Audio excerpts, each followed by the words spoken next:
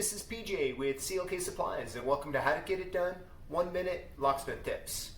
Has a customer ever brought you in a worn key like this for you to duplicate, and after duplicating it you realize the key doesn't work? Let me show you a quick tip that will help you duplicate really worn keys.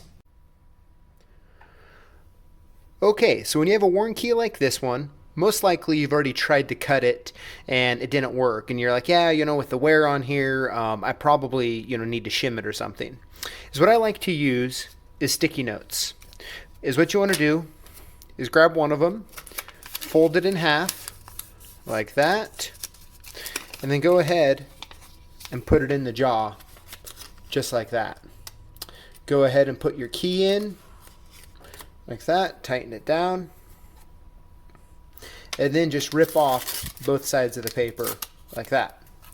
Now, if that still doesn't work, you're going to want to try using 2 pieces of paper. Typically, a worn key is going to be between 1 to 2 pieces of sticky notes like this, and you'll be able to get the key to work.